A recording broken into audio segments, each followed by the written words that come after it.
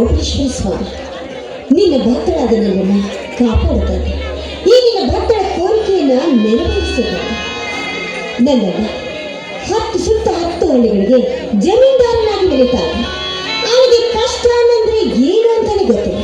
ಆದರೆ ಇನ್ನು ಮುಂದೆ ಕೂಡ ಅವನಿಗೆ ಯಾವುದೇ ರೀತಿಯ ಕಷ್ಟಗಳು ಬಾರದಂತೆ ಮಹಾರಾಜನಂತೆ ಬದುಕಬೇಕಾದ್ರೆ ಆ ರೀತಿ ಅವನನ್ನು ಕಾಪಾಡುತ್ತಾನೆ.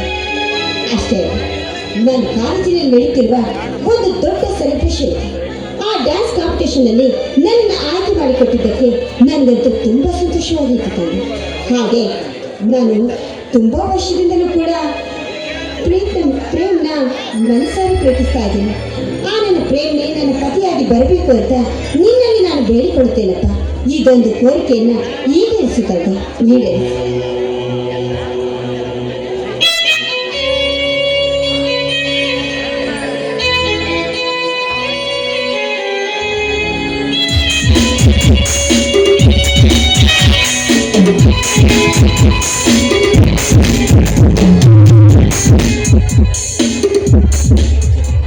ಪೂಜಾ, ತಂಗಿ ಪೂಜಾ, ದೇವರ ಪೂಜೆಯಲ್ಲಿ ಮುಳುಗಿ ಹೋಗುವಂತೆ ಕಾಣುತ್ತಿದೆ.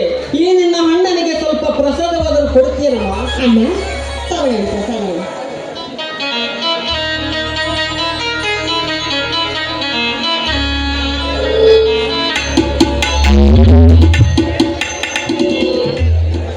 ತಂಗಿ ಪೂಜಾ, ಕತ್ತಲೆ ತುಂಬಿರುವ ಭಕ್ತರ ಬಾಳಿಗೆ ಬೆಳಕು ನೀಡುವ ನಮ್ಮ ಮನೆ ದೇವರಾದ ಓಬಳಿಂಗೇಶ್ವರನಲ್ಲಿ ಅದೇನು ಬೇಡಿಕೊಂಡೆ ಅಮ್ಮ? ಏನಂತ ಬೇಡ್ಕೊಂಡೆ? ನನ್ನ ಅಣ್ಣನಿಗೆ ಕಷ್ಟ ಅಂದ್ರೆ ಏನು ಅಂತಾನೆ ಗೊತ್ತಿಲ್ಲ. ಅವನ ಜೀವನದಲ್ಲಿ ಇನ್ಯಾವತ್ತು ಯಾವುದೇ ರೀತಿಯ ಕಷ್ಟಗಳನ್ನ ಕೊಡಬೇಡ ತಂದೆ ಅಂತ ಆ ಓಬಳೇಶ್ವರನಲ್ಲಿ ಬೇಡ್ಕೊಂಡೆ ಅಲ್ಲ. ಅಯ್ಯೋ ಹುಚ್ಚಿ, ಈ ನನ್ನ ಮುದ್ದು ತಂಗಿ ನನ್ನ ಜೊತೆ ಇರೋವರೆಗೂ ಈ ನಿನ್ನ ಅಣ್ಣನಿಗೆ ಯಾವ ಕುಂದು ಕೊರತೆಗಳು ಬರಲಾರವಮ್ಮ. ಅದಿರಲಿ ತಂಗಿ, ಈ ದಿನ ನಿನ್ನ ಮುಖದಲ್ಲಿ ಸಂತೋಷದ ಮೊಗ್ಗೆಗಳು ಎದ್ದು ಕಾಣುತ್ತಿವೆ. ಇದಕ್ಕೆ ಕಾರಣವೇನಮ್ಮ?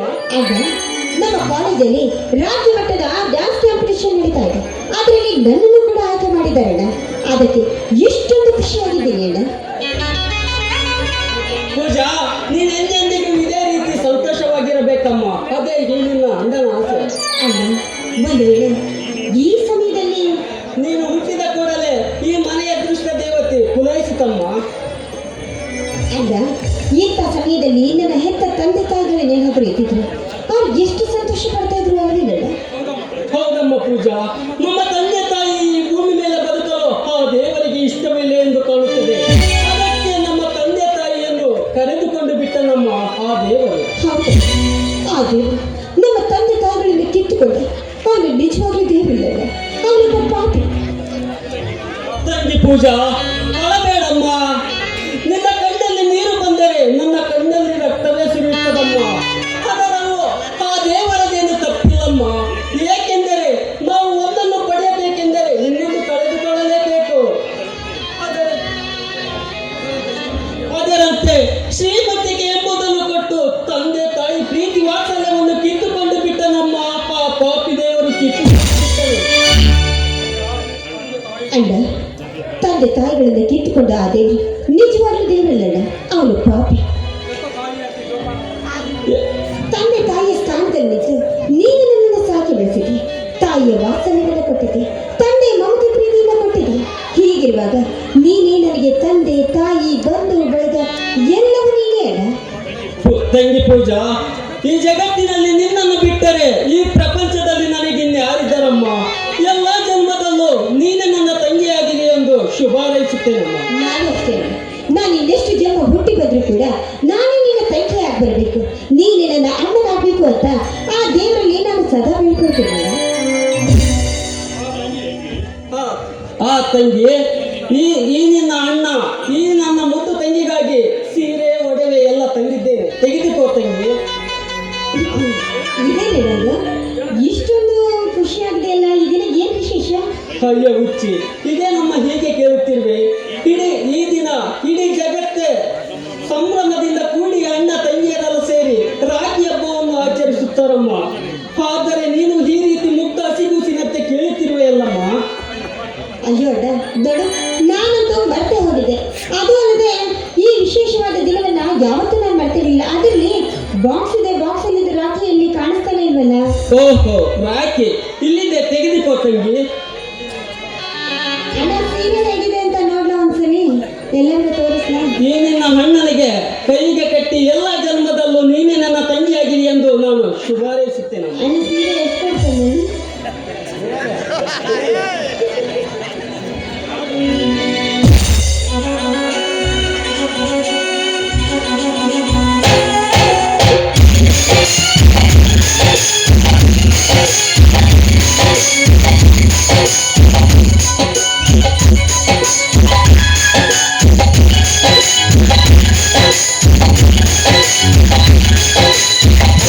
ತಂಗಿಯರ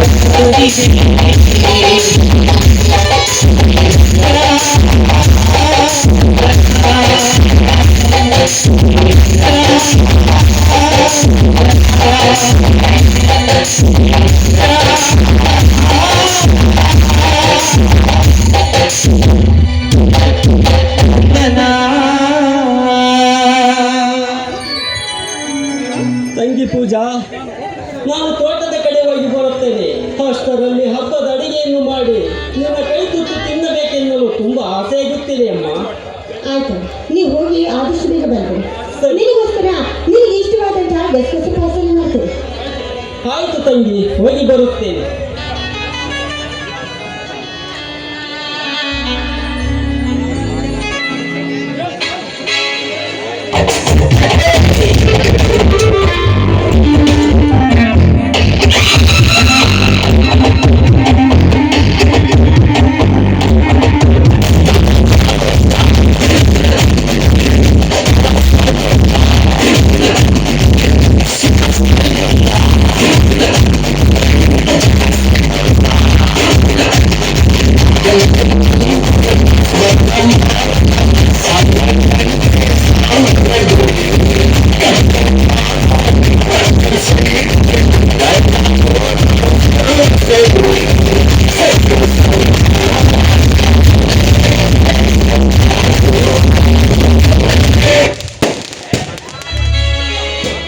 ಸಾವು ಅಂದ್ರೆ ಭಯ ಪಡೋದಕ್ಕೆ ಅಲ್ಲ ಟೋಪಿಯಾಗೆ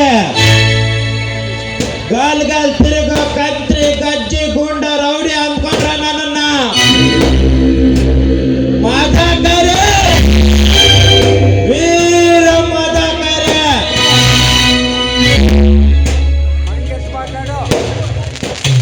ಜೀವನ್ ಜೀವನ್ ಮನೆಯಲ್ಲಿ ಯಾರಿಲ್ಲವೆಂದು ಕಾಣುತ್ತಿದೆ, ಎಲ್ಲಿಗೆ ಹೋಗಿರಬಹುದು? ಶಿವ ಶಿವ ನೋಡಿ, ಅಣ್ಣನವ್ರ ಮನೆಯಿಲ್ಲ, ಎಲ್ಲ ಹೊರಗಡೆ ಹೋಗಿದ್ದಾರೆ. ಇರಲಿ ಬಿಡು ಪೂಜಾ. ಹೌದು, ಮನೆಯಲ್ಲಿ ನಿಮ್ಮ ಅಣ್ಣ ಇಲ್ಲವೇ? ಹೊರಗಡೆ ಹೋಗಿದ್ದಾನೆ, ಎಲ್ಲೇನು ಬರಬಹುದು. ಅಂದಾಗೆ ಅಣ್ಣನ ಹತ್ರ ಹೇಳುವಂತ ಕೆಲಸ ಏನಾದರೂ ಇರ್ತೇನೆ. ಚೇಚೆ ಹಾಗೇನಿಲ್ಲ ಪೂಜಾ, ಸುಮ್ಮನೆಗೆ ಸುತ್ತಾಡ್ತಾ ಬಂದನಲ್ವಾ, ಹಾಗೆ ನಿಮ್ಮ ಅಣ್ಣನ ನೋಡ್ಕೊಂಡು ಹೋದರಾಯ್ತು ಎಂದು ಬಂದೆ. ಓಕೆ ಪೂಜಾ, ನಾನಿನ್ನು ಬರುತ್ತೇನೆ, ನಿಮ್ಮ ಅಣ್ಣನಿಗೆ ತಿಳಿಸು. ಏ ಪ್ರೇಮ್, ನಿಲ್ಲು. ನಿನ್ನ ಹತ್ರ ಒಂದು ವಿಷಯವನ್ನು ಹೇಳಬೇಕಾಗಿತ್ತು. ಒಂದು ಮಾತೇನು ಪೂಜಾ, 100 ಮಾತು ಕೇಳು, ಬೇಡ ಎಂದವರು ಯಾರು? ಹೇಳು ಪೂಜಾ, ನಿನ್ನ ಮನಸ್ಸಿನಲ್ಲಿರುವ ಗುಟ್ಟಾದ ವಿಷಯನ್ನು ಮನೆ ಬಿಚ್ಚಿ ಹೇಳು. ಅದು ನೋಡಿ, ನಾನು ಈ ವಿಚಾರವೆಲ್ಲ ನಿಮ್ಮ ಹತ್ರ ಹೇಳಬೇಕು, ಆದರೆ ಹೇಗೆ ಹೇಳಬೇಕು ಅನ್ನೋದು ನನಗೊಂದು ಕೂಡ ತೋರಿಸ್ತಾ ಇಲ್ಲ. ನಾನೊಬ್ಬರನ್ನ ಆದರೆ ಸಂಕೋಚ ಬಿಟ್ಟು ಹೇಳ್ತಾ ಇದ್ದೀನಿ, ನೀವೇನು ಅಪಾರ್ಥ ಮಾಡ್ಕೊಳ್ಳಿ. ಚೇಚೆ ಹಾಗೇನೆಲ್ಲ ಹೇಳು ಪೂಜಾ, ಮನಸ್ಸಿನಲ್ಲಿರುವ ಗುಟ್ಟಾದ ವಿಷಯನ್ನು ಮನೆ ಬಿಚ್ಚಿ ಹೇಳು. ನೋಡಿ, ಹೇಳಿದ್ರೆ ಇನ್ನೇನು ದಾರಿನೇ ಇಲ್ಲ, ಆದರೆ ನಾನೊಬ್ಬರನ್ನ ಮನಸ್ಸಾರಿ ಪ್ರೀತಿಸ್ತಾ ಇದ್ದೀನಿ, ಅವರನ್ನೇ ಮದುವೆ ಮಾಡ್ಕೋಬೇಕು ಅಂತ ನಿರ್ಧಾರನೂ ಮಾಡಿದ್ದೀನಿ.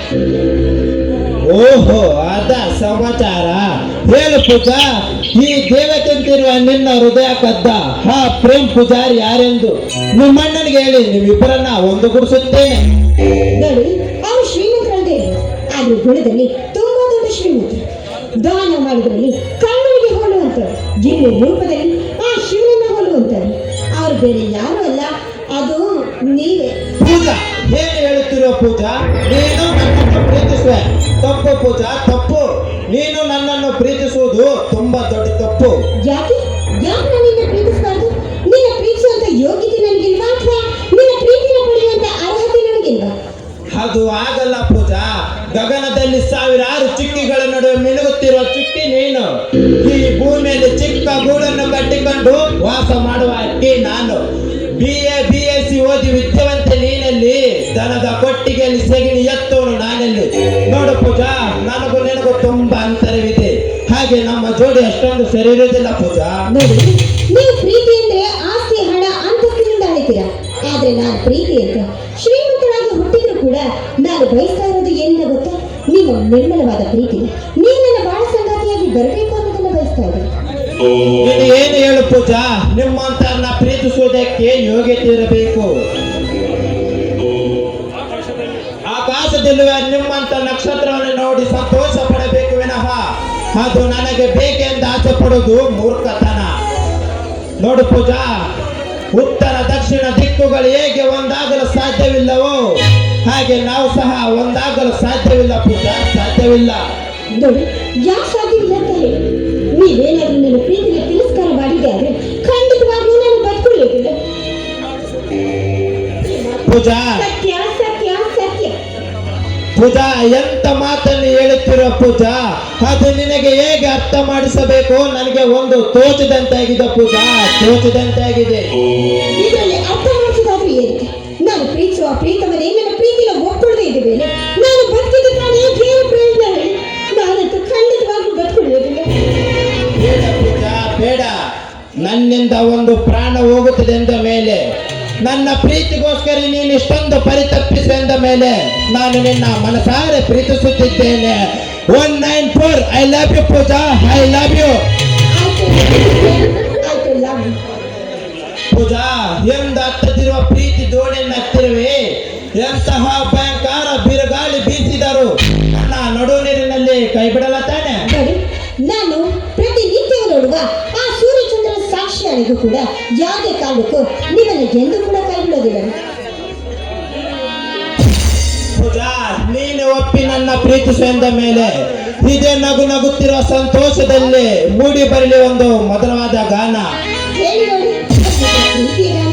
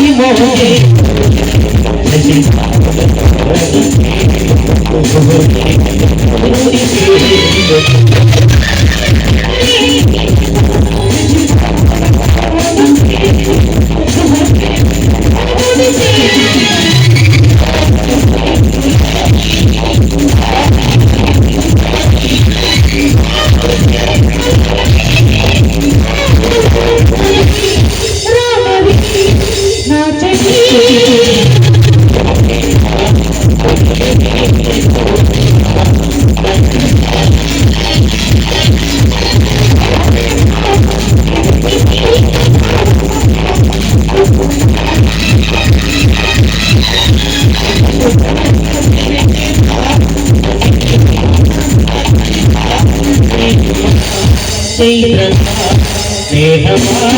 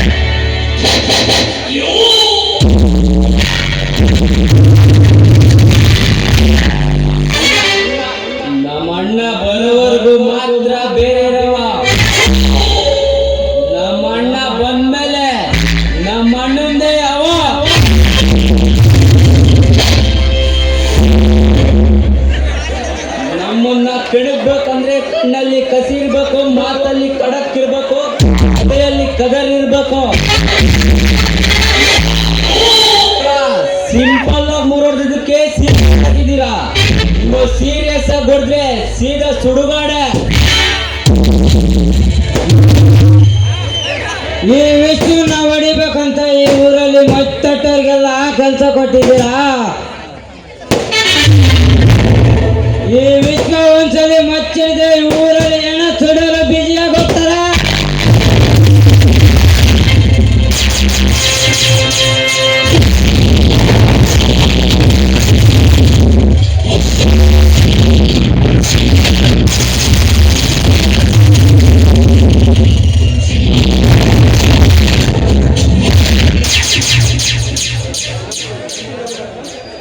ನಾನು ಗಂಡು ಗಲಿಗಳ ಗಂಡ ಎಂಡ ಆನೆಯ ಮಿಂಡ. ನಾನು ಈ ಊರಿಗೆ ಅಮ್ಮಿರೋ ಈ ವಿಶ್ವನೆಂಬ ವೀರಾದಿ ವೀರ. ಈ ವಿಶ್ವನೆಂಬ ವೀರಾದಿ ವೀರ ಕುದುರೆಯನ್ನೇರಿ ರಾಜ ಬೀದಿಯಲ್ಲಿ ಸವಾರಿ ಹೊರಟರೆ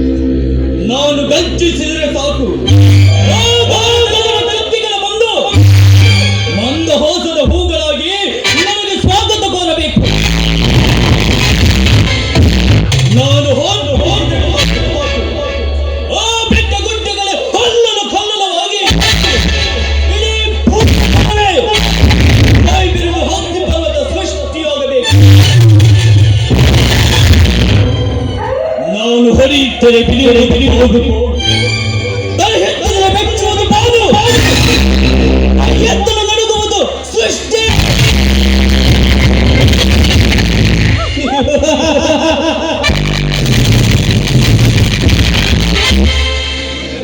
ಈ ಊರಿನಲ್ಲಿ ನನ್ನ ಮುಂದೆ ತಲೆ ತಗ್ಗಿಸಿದ್ದೇನೆ ಎಂದರೆ ಸ್ವಲ್ಪ ಎದುರಾಗಿ ಎದೆ ಸೆಳೆದು ನಿಂತರೆ ಒಂದೇ ತೋರಿಸುವೆ ನರಕದ ಮಾರ್ಗ. ಇನ್ನು ಮುಂದೆ ಈ ಊರಿಗೆ ರಾವಣನು ನಾನೇ, ಕೌರವನು ನಾನೇ, ದತ್ತ ಕೀಚಕನು ನಾನೇ. ಈ ಊರಿನಲ್ಲಿ ನಾನು ಆಡಿದ್ದೆ ಆಟ, ಮಾಡಿದ್ದೆ ಮಾಟ.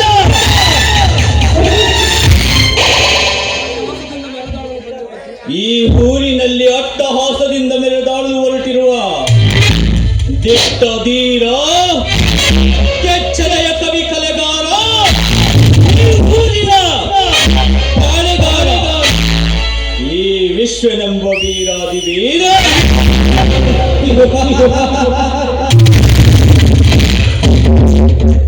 ಕರುಣೆ ಕನಿಕರ, ಕರುಣೆ ಕನಿಕರ ಎನ್ನುವುದು ಸತ್ತು ಹೋಗಿದೆ ಈ ಪುಂಡ ಸಮಾಜದಲ್ಲಿ.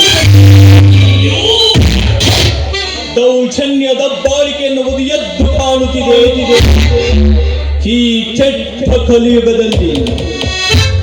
ಕೆಟ್ಟು ಹೋಗಿರುವ ಈ ಸಮಾಜದಲ್ಲಿ ಅಟ್ಟಹಾಸದಿಂದ ಬಡವರು ಶ್ರೀಮಂತರೆನ್ನದೆ ಜುಟ್ಟನ್ನು ಗಟ್ಟಿಯಾಗಿಡಿದು ಅವರಲ್ಲಿರುವ ಆಸ್ತಿಗಳನ್ನು ಕಬಳಿಸಿಕೊಳ್ಳಲೇಬೇಕು.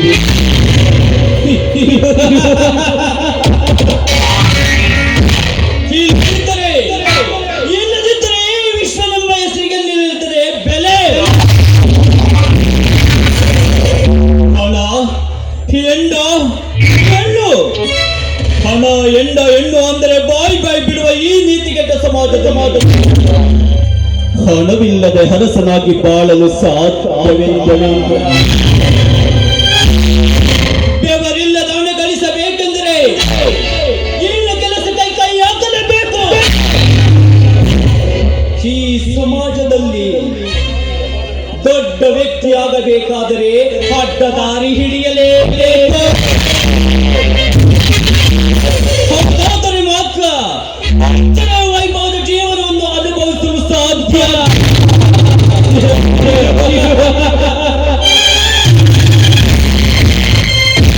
ಈ ಊರಿನಲ್ಲಿ ನನಗೆ ಸರಿಸಮಾನವಾಗಿ ಕಾಣುವ ದೌರ್ಜನ್ಯದ ದುರಂಕಾರಿಗಳೆಂದರೆ ಜಮೀನ್ದಾರ್ ಜೀವನ್ ಮತ್ತು ಅವರವನು ಕೊಂದಿ ವಿಕ್ರಮ್. ಇವರಿಬ್ಬರು ನಾನು ಹೂಡುವ ಕಾಯಿಗಳೆಂಬ ಕುತಂತ್ರದ ಹೆಣ್ಣು ಬಾಣಕ್ಕೆ ಒಬ್ಬೊಬ್ಬರಾಗಿ ತುತ್ತಾಗಲೇಬೇಕು. ನಂತರ ಈ ಊರೆಂಬ ಹೂವಿನ ತೋಟದಲ್ಲಿ ಸಾವಿರಾರು ಹೂಗಳ ಮಧ್ಯೆ ಬಳದು ಮಿನುಗುತ್ತಿರುವ ಕೆಂಪು ರೋಜ ಜೀವನನ ತಂಗಿ ಪೂಜಾ. ಏನವಳ ಸೌಂದರ್ಯ, ಏನವಳ ಮಾತಿನ ಮಾಧುರ್ಯ. ಒಮ್ಮೆ ನೋಡಿದರೆ ಮತ್ತೊಮ್ಮೆ ನೋಡಿದರೆ ಮಗದೊಮ್ಮೆ ಎನ್ನುವ ಅವಳ ಮುದ್ದು ಮುಖದ ಬಾಲೆಯ ಸೌಂದರ್ಯವತಿಯನ್ನು ನೋಡುತ್ತಿದ್ದರೆ ಕುಲದಲ್ಲಿ ನಾನು ಒಂದಲ್ಲ ಒಂದು ದಿನ ಕಾಮುಕನಾಗಿ ಮೈ ತೊಳೆಯಲೇಬೇಕು.